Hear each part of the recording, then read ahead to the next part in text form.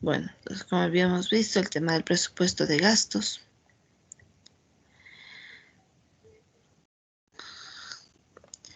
Habíamos hablado que el presupuesto de gastos son todos los desembolsos que el Estado realiza para financiar la política económica y obviamente su objetivo principal es buscar el desarrollo económico-social. ¿En base a qué estos gastos se realizan, no? En base a la planificación que tiene el gobierno. Entonces realiza esa planificación y obviamente esa aplicación la van cumpliendo en base al dinero que se tiene o buscando la financiación para cubrir esos gastos. Estos gastos se dividen en gastos corrientes que son destinados al Estado, o sea, que son destinados para cubrir los gastos más inmediatos.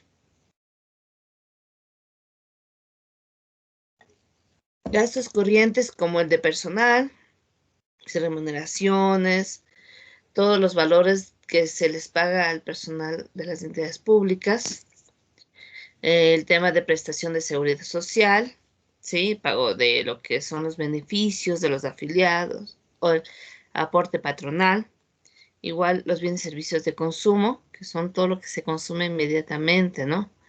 Todo lo que son servicios básicos, lo que es suministros de oficina.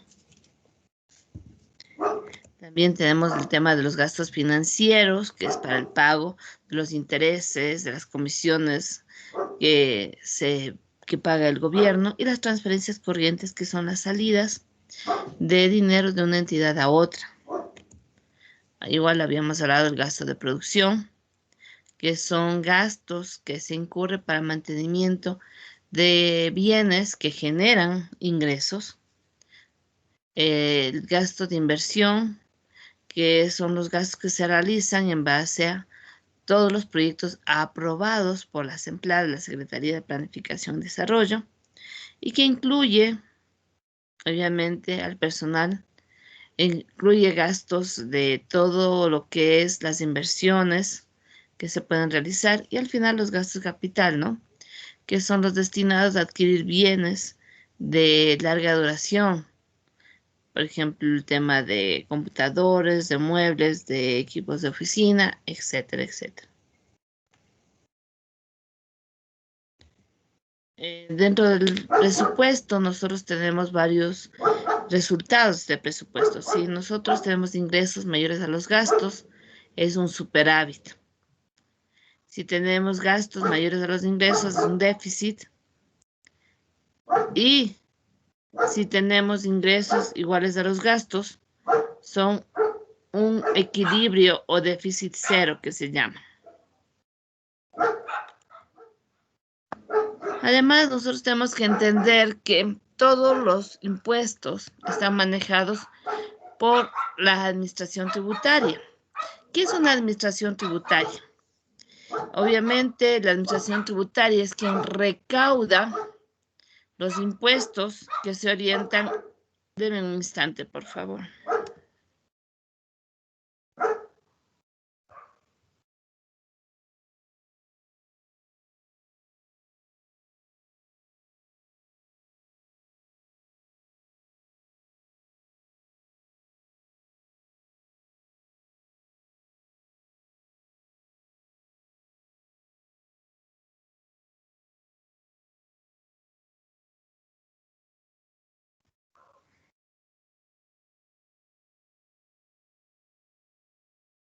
Bueno, entonces habíamos hablado de la administración tributaria.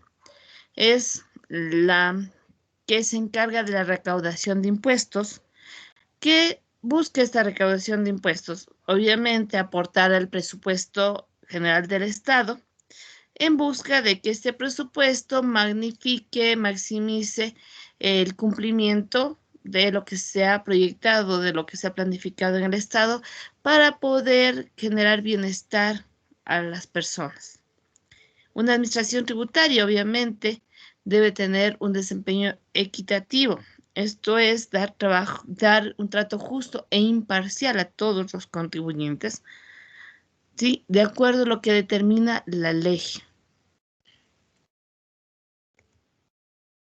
Las administraciones tributarias obviamente deben reflejar su gestión de forma eficiente, deben también demostrar que los recursos que han obtenido sean utilizados en cumplir funciones de desarrollo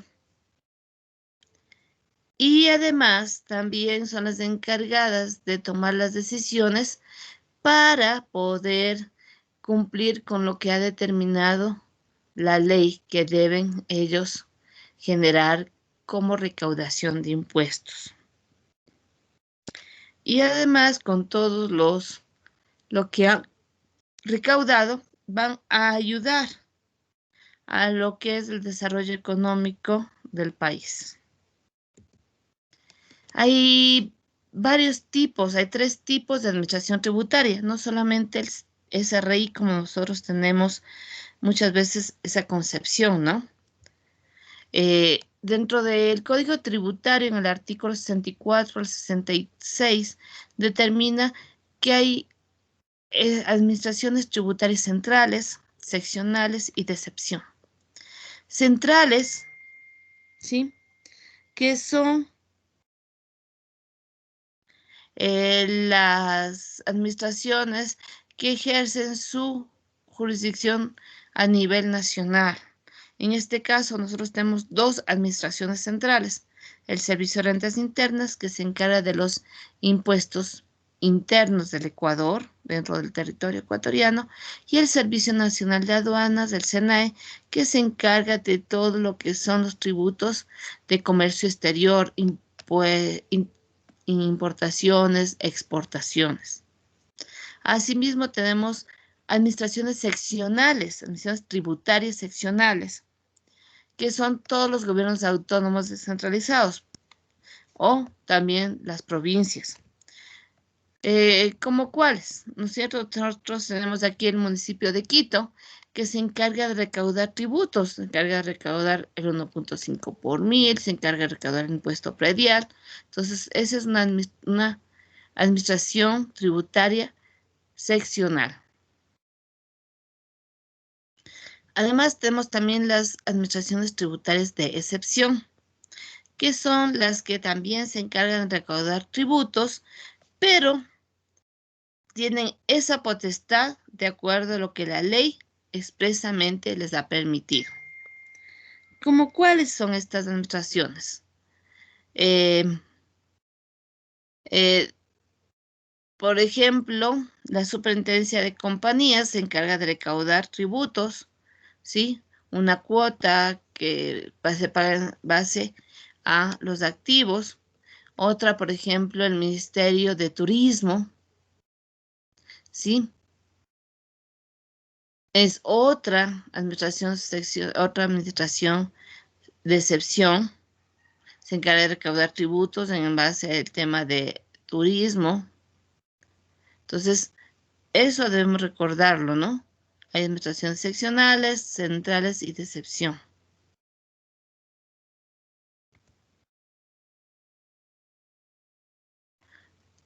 Igual, estas administraciones tributarias en general tienen ciertas facultades, como en el artículo 67 del Código Tributario, habla acerca de que estas administraciones tributarias, ¿sí?, tienen la facultad determinadora.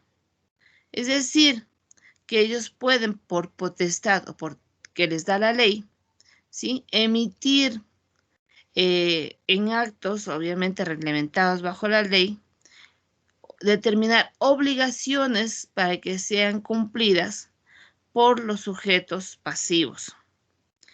Un ejemplo de eso, si nosotros, digamos, hemos sido objeto de una revisión tributaria. Recuerden una cosa, señores. El Servicio de Rentas Internas, de acuerdo a su normativa, a su ley, no puede hacernos una auditoría tributaria. El Servicio de Rentas Internas nos puede hacer revisiones tributarias. Quienes tienen la potestad de hacernos auditorías tributarias son las empresas privadas. Ustedes dirán, pero si nos hacen auditorías, y ellos dicen, sí, pero el término adecuado, según la norma, es una revisión tributaria. Entonces, digamos que viene la administración tributaria, nos hace una revisión tributaria y determinan, ¿sí?, que nosotros debemos realizar, digamos, nuevas declaraciones. Entonces ellos pueden determinar eso. Pueden determinar que yo debo hacer algunos actos administrativos o debo pagar algunas cosas. Otra de las facultades que tienen es la facultad resolutiva, en la que las autoridades, obviamente de esta administración tributaria, pueden emitir resoluciones, ¿sí? Pero estas resoluciones deben cumplir con el tema del tiempo. Digamos, yo le solicito al Servicio de Rentas Internas que me devuelva un dinero, ¿ya? Y yo tengo ciertos días para que me devuelva. Cada vez que yo solicito alguna cosa, por ley, hay tiempos determinados para que pueda la administración tributaria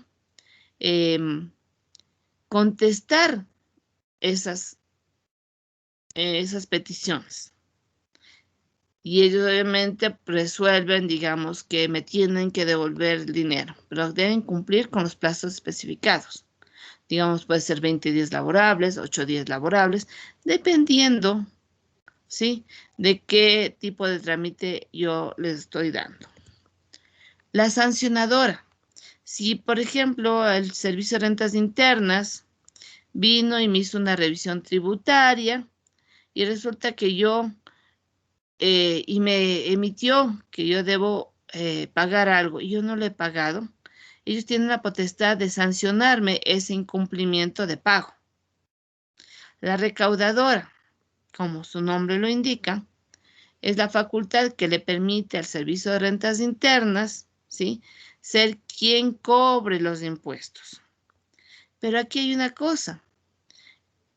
Como yo siempre digo, el Servicio de Rentas Internas es todopoderoso.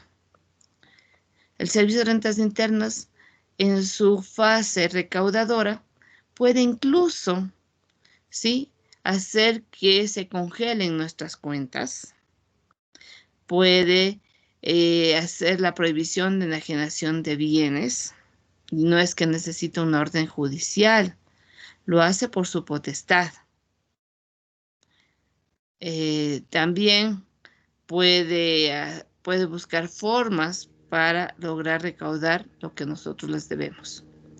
La reglamentaria es la acción, es la facultad, ¿sí?, que le permite a las administraciones tributarias, ¿sí?, poner reglas para lo que son el pago de tributos.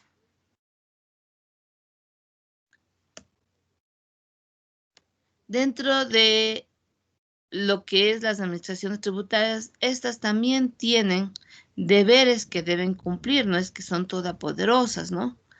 Al igual que todo el mundo, ellas también deben cumplir con ciertas cosas.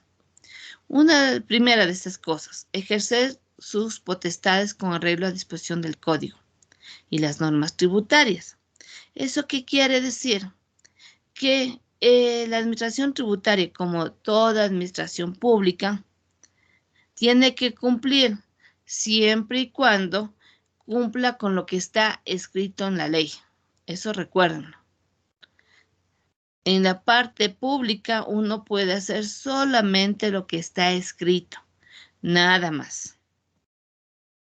Luego tenemos otro de los deberes sustanciales, expedir los actos determinativos de las obligaciones tributarias debidamente motivados y de acuerdo con documentos que los respalden. Si es que ha venido, digamos, el Servicio de Rentas Internas a hacernos una revisión tributaria y resulta de que me envían un documento en que me dicen que han revisado los papeles que yo les entregué y determinan que yo debo, digamos, hacer una nueva declaración. ¿ya? Y ellos tienen que darme la evidencia de cómo ellos determinaron que yo debo hacer una nueva declaración. Entonces, la obligación de ellos, cuando emiten actos administrativos de obligaciones tributarias, tener todos los documentos, soportes, ¿sí? Porque de lo contrario, es lo que ellos están determinando de que yo les debo o que yo debo cumplir, no va a quedar, va a quedar insubsistente. Otro de los deberes sustanciales es recibir todas las peticiones de reclamos. Esto no solamente es para la administración tributaria, es para todas las entidades del Estado. Esas entidades, señores, todas las entidades del Estado tienen, ¿sí?, la obligación de aceptar nuestras peticiones, nuestros reclamos por escrito. Tienen la obligación, esas entidades, de contestarnos todas esas peticiones. No es que ellos van a decir, no, yo no le acepto que usted me reclame esto. No, la obligación de ellos es aceptar estas revisiones y además también es su obligación contestar. Así me digan, ¿sabe que usted está loco? Yo no le tengo que contestar, pero deben contestarme por escrito que estoy loco. Más o menos así. Y si alguna entidad no nos contesta, ¿sí?, o no nos quiere recibir, más bien dicho, estos documentos, yo puedo ir con un notario y el notario les obliga a que reciban nos reciban esta documentación. Otra de las obligaciones, recibir, investigar y tramitar denuncias. Estas denuncias se pueden hacer de por diferentes sitios, ¿no? A través de la página web, se pueden hacer a través del email, se puede hacer de forma presencial. Hay muchas formas de hacer esas denuncias. Y además de esas denuncias, señores, son denuncias anónimas y además la administración tributaria tiene la obligación de que si yo hago la denuncia, ellos deben analizar esa denuncia. Otra, notificar los actos y resoluciones que se expidan en el tiempo, ¿sí? Primero, expedir resoluciones en el tiempo que corresponda a sus peticiones, que ya habíamos dicho, ¿no? Tienen ciertos días específicos, 5, 15 o 20 días laborables, porque aquí se trata del tema laboral, para poder contestarnos todas nuestras inquietudes o nuestras peticiones. Igual notificarnos con tiempo, no es que ellos puedan decir, ay, qué pena, vean, me olvidé de enviarles la notificación que mañana tienen que asistir aquí al servicio de rentas internas. O ellos tampoco pueden coger y decir, ¿sabe qué?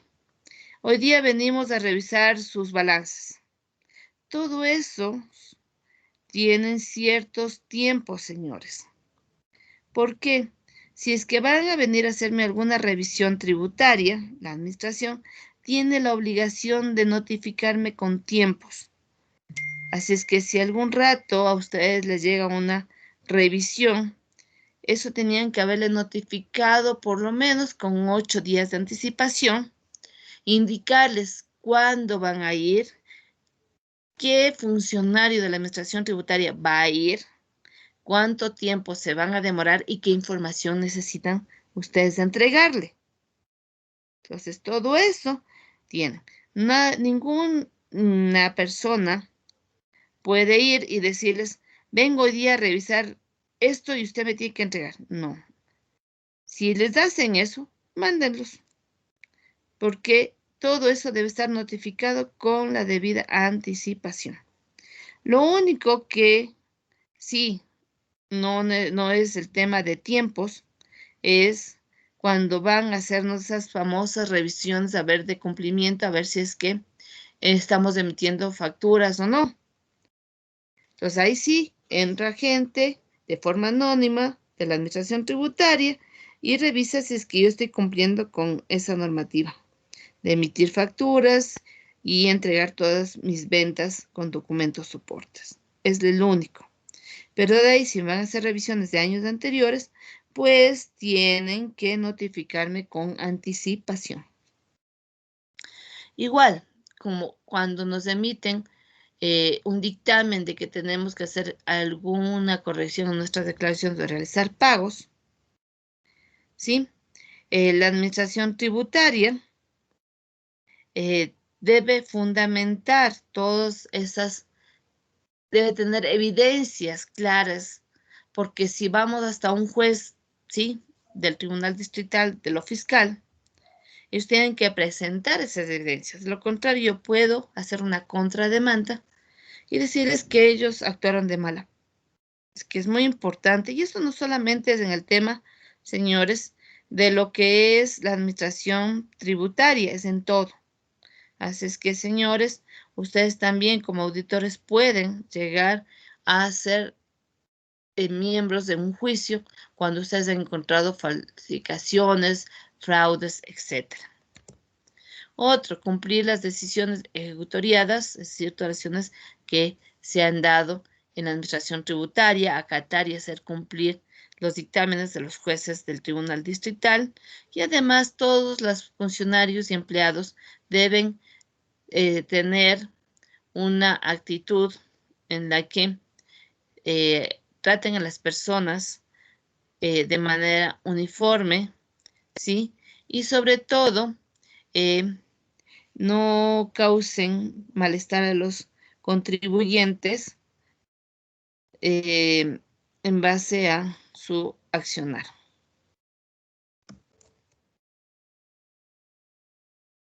Bueno, y sigamos con todo esto.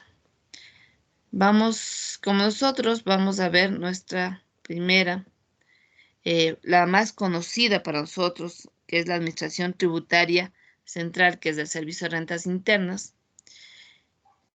Según el CIAT, las administraciones tributarias tienen como función primordial ayudar al desarrollo económico del país y obviamente asegurarse de tener la correcta recaudación de impuestos, porque esa correcta recaudación de impuestos van a ayudar también a lo que es el bienestar general de la sociedad. En el Ecuador, el sistema tributario es un instrumento de la política económica que va a cumplir funciones y va a ayudar a fomentar y a generar empleo, así como la inversión y el ahorro dentro de lo que es la sociedad. Además, es un sistema tributario. A veces el sistema tributario está compuesto de ciertos tributos, impuestos, tasas y contribuciones especiales. Dentro de lo que es la parte legal, señores, siempre nosotros tenemos que tomar en cuenta algo. Lo que nos dice el derecho privado y el derecho público. El derecho privado, señores, es quien rige todo lo que es los actos que se realizan entre personas particulares, ¿no? Compra-venta de vehículos, compra-venta de bienes. Y en la ley determina que en el derecho privado uno puede hacer todo salvo que la ley lo prohíba. Si está escrito en la ley que dice esto prohíbo, ahí yo no lo puedo realizar. Un ejemplo de esto, cuando nosotros veamos el reglamento de la Ley de Régimen Tributario Interno, en la parte que corresponde, por ejemplo, a las depreciaciones, la norma nos dice de la siguiente forma, que yo puedo hacer una depreciación o puedo apreciar los bienes hasta el máximo permitido por la ley. Solamente eso, que llego a ese máximo que la ley me permite. En el caso, por ejemplo, de lo que es las maquinarias, por ejemplo, la ley me dice máximo 10%. Hasta ahí es deducible. ¿Ya? Pero en ninguna parte de la ley me dice usted no puede depreciar a menos del 10%. Lo que me dicen es máximo el 10%, pero no al 10%. Entonces, que yo quiero depreciar la maquinaria en vez del 10% al 8%, es completamente deducible. Pero si yo quisiese depreciar al 12%, ahí sería ese 2% de diferencia un gasto no deducible. En cambio, en el tema de lo que es el derecho público, señores, aquí es diferente. Aquí yo solamente puedo hacer lo que la ley me permite, señores. Nada más. Si no está escrito en la ley, yo no lo puedo hacer. Eso deben tenerlo muy en cuenta, señores. A lo menos la gente que dice que quiere trabajar en el sector público, por favor, no es que, es que voy a perder mi trabajo si no hago lo que me dice mi jefe. Lamentablemente, señores, como les digo, en el sector público, si no está escrito, si no dice, señores, ustedes pueden hacer esto, yo no lo hago. De lo contrario, ustedes van a tener glosas. Y las glosas en el sector público no es que terminan con que ustedes se mueran. Las glosas pueden ser heredadas. Es decir, si ustedes se murieron y les generan una glosa, lamentablemente, sus hijos, sus papás, sus viudos, sus viudas, serán quienes hereden esa glosa. El gobierno nunca pierde, señores. Y eso no tiene fecha de caducidad, así es que, por favor, siempre, si ustedes van a ingresar al sector público, háganme caso. Solamente hagan lo que está por escrito. Y si alguno de sus jefes dice, tienen que hacer esto, porque yo les ordeno, pásenme por escrito. Con eso, ustedes salvan su responsabilidad. Y lo máximo que les pueden poner es una sanción administrativa que no va a ir más de 3 salarios básicos. Les digo porque eso es la realidad. Eso es lo que a mí me ha pasado. No que me han glosado, ojo. Yo no sé si a ustedes les conté que yo era contadora de FAME, la empresa que fabrica los uniformes para el ejército ecuatoriano. Pero antes de que yo ingrese a FAME, FAME era una empresa pública. Entonces yo ya llegué en la época en que era empresa privada. Entonces no tenía mucha injerencia el tema de lo que es la Contraloría. Pueden revisar, pero no pueden emitir glosas. Cuando es de empresa pública, sí emiten las glosas. Y resulta de que vino una persona porque tenía una revisión de hace unos años de Contraloría, cuando FAME era público. Vinieron más bien 3 personas. Una era el que había sido jefe de logística, porque tenía una glosa que le habían enviado. Y también vinieron la viuda y la hija del que había sido jefe administrativo. Un señor que se murió, inclusive se murió en la misma empresa por un ataque cardíaco, así como nuestro compañero Glenn. Entonces vinieron porque tenían la glosa. ¿Cuál era la glosa? ¿Cómo se generó esta glosa? Porque resulta, señores, que en el contrato de alimentación de los empleados, porque como es una fábrica, FAME, uno de los beneficios que tenían los empleados era la alimentación. Entonces se contrataba el tema de alimentación y resulta que dentro del contrato solamente constaban las comidas normales, digamos. Tenían 3 comidas, cada comida valía un valor de $2 o $3, no sé cuánto era, y eso constaba en el contrato. Lo que no constaba en el contrato eran las comidas especiales, por ejemplo, la de Navidad, la comida de Año Nuevo, del Día Trabajador, que esas costaban más dinero. Entonces, ¿cuál era la glosa que les puso la Contraloría? Que pagaron cosas que no deberían pagar, que pagaron esas comidas especiales por un valor superior al que estaba escrito en el contrato. Y que si hubiesen tenido esas comidas especiales, lo que tenían que hacer era hacer un adendum indicando de que esas comidas especiales tenían un valor adicional. Y nunca lo hicieron. Entonces, ¿qué pasó con eso? Les glosaron y por ende, ellos querían documentos para bajarse esa glosa. buscando entre todos los papeles que nosotros teníamos de fama pública, encontramos unos memorandos en el que el jefe administrativo, que es el que les digo que se había muerto, este señor, autorizaba al jefe de logística que haga esas comidas y además autorizaba el pago. Entonces, con eso, el jefe de logística, ¿qué hizo?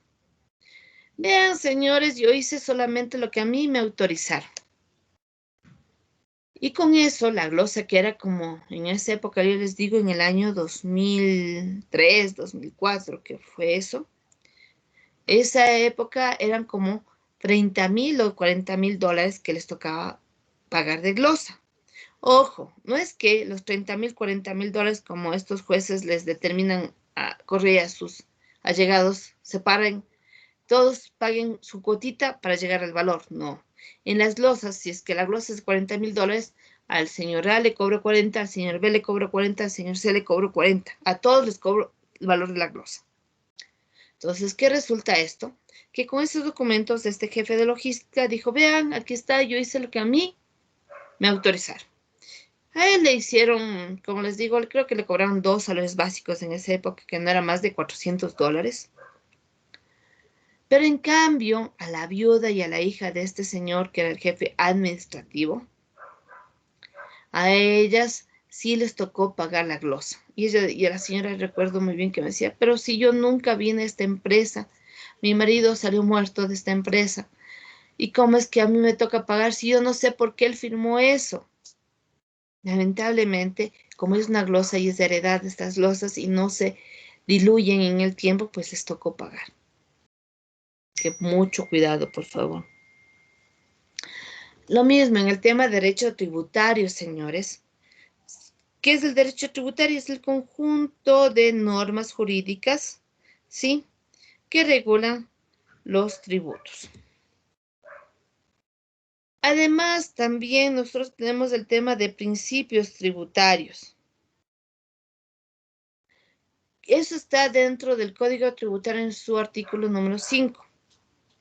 El tema de los principios, que dice que el régimen tributario se va a regir por principios de generalidad, progresividad, eficacia y simplicidad administrativa, y retroactividad, equidad y transparencia, y suficiencia recaudatoria. ¿Qué nomás son estos principios?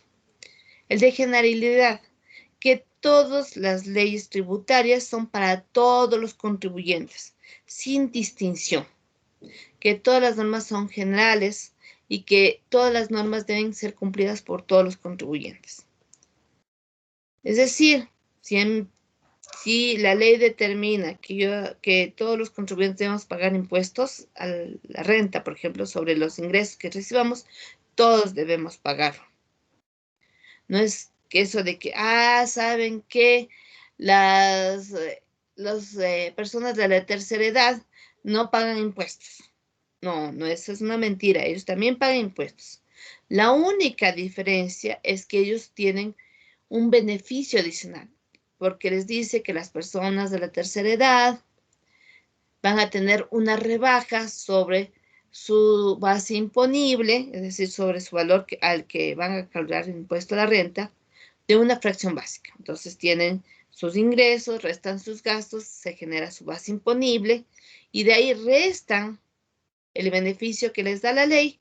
Y si es que ese valor no alcanza el impuesto a la renta, pues ahí sí, no van a pagar.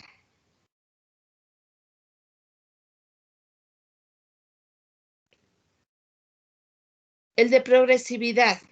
Este dice que el valor que deben pagar o que deben contribuir los contribuyentes aumenta de forma progresiva, es decir, tienen ellos más capacidad de pago y ese valor va a seguir aumentando, esa capacidad de pago. Eficiencia, que la administración tributaria debe ser eficiente, que la administración tributaria debe optimizar recursos, que debe hacer que todo fluya con los menores recursos y tener las mayores recaudaciones. Un ejemplo de esto, ¿se acuerdan que antes para hacer, por ejemplo, un cambio en lo que es el RUC, digamos, yo quiero cambiar de número telefónico, dirección en mi RUC, tenía que irme a hacer colas en el servicio de rentas internas para que me atiendan y luego hacían el cambio y luego me mandaban el RUC, lo que sea. Ahora ya es mucho más eficiente, ¿no? Cogen, se hace a través de internet y todas esas personas que estaban trabajando, ¿sí? Dentro de lo que es el tema, lo que estaban trabajando, atendiendo a las personas, simplemente, ¿qué van a hacer ahora? Trabajan en otras cosas. Es decir, no necesitamos tanto personal, sino que con el personal que se tiene, se hace mejor las cosas y se les optimiza el trabajo del personal. El principio de simplicidad administrativa, que hace referencia de que la administración tributaria debe ver mecanismos para que sea fácil, ¿sí? Comprensible todo lo que es la forma de declarar impuestos, señores. Y además debe también ayudar a que todos los contribuyentes tengan acceso a esa forma de declarar de forma fácil.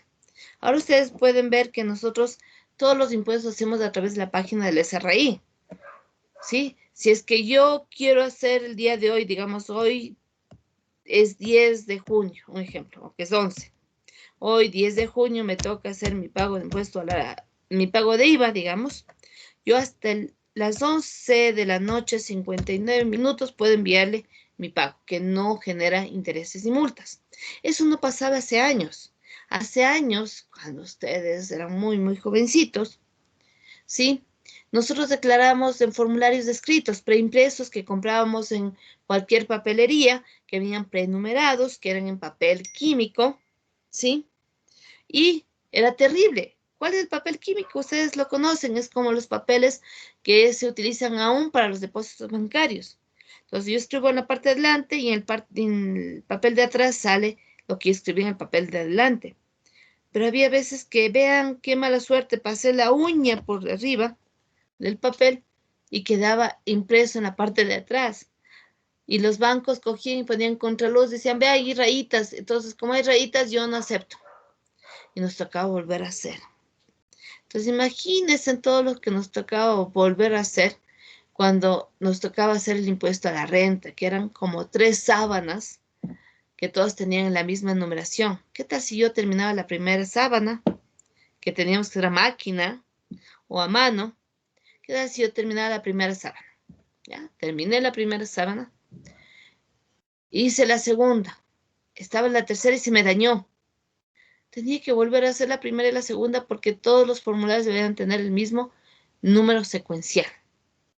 Era cosa terrible. O después, cuando ya tuvimos el DIN, que ya no teníamos que hacer en esos papeles químicos, que era mucho más fácil, yo tenía que enviar mi declaración con 3 días de anticipación. Es decir, si mi declaración era el día 10, yo el 7 máximo tenía que enviar mi declaración.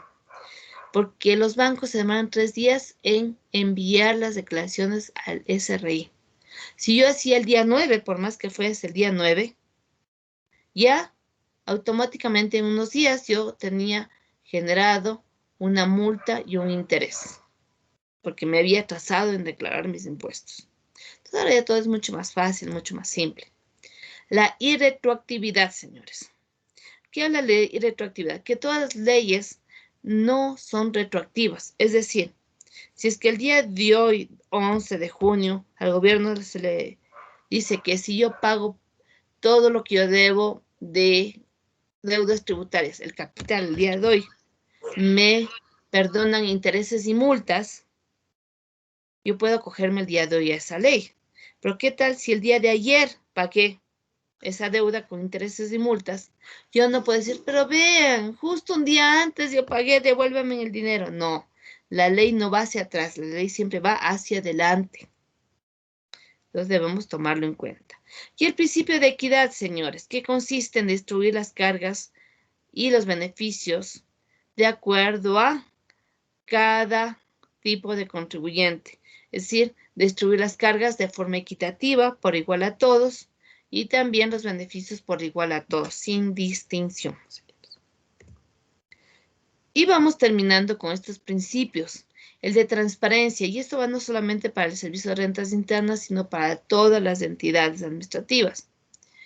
Todos tienen que, todos los años, emitir un informe de lo que han hecho y un informe de gestión. Y además, todos sus actos deben estar publicados para evitar cualquier cosa. Por eso es lo que el tema este de las famosas vacunas, que era un sigilo, cómo hicieron el plan, a quiénes estuvieron, está contradiciendo la ley, porque según la ley, según la Constitución del Estado, todo acto, toda actividad que realice cualquier entidad del Estado debe estar publicado, debe conocerlo todo el mundo, debe ser transparente. Y el último que tenemos es la suficiencia recaudatoria. Esto se incorporó, este principio, en lo que es la Constitución del año 2008, en la que dice que todas las administraciones tributarias deben asegurarse de cumplir con su recaudación, ¿sí?, que se han comprometido con el presupuesto del Estado. ¿Esto qué quiere decir? Que si al principio del año, digamos, el Servicio de Rentas Internas dijo que va a aportar con tantos millones del presupuesto, ellos deben cumplir con eso.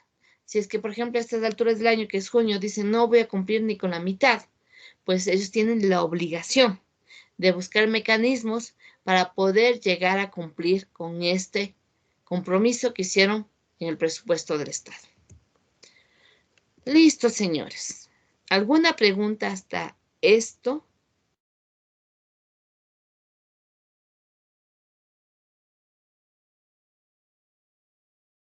¿Alguna pregunta, señores, sobre todo lo que hemos visto?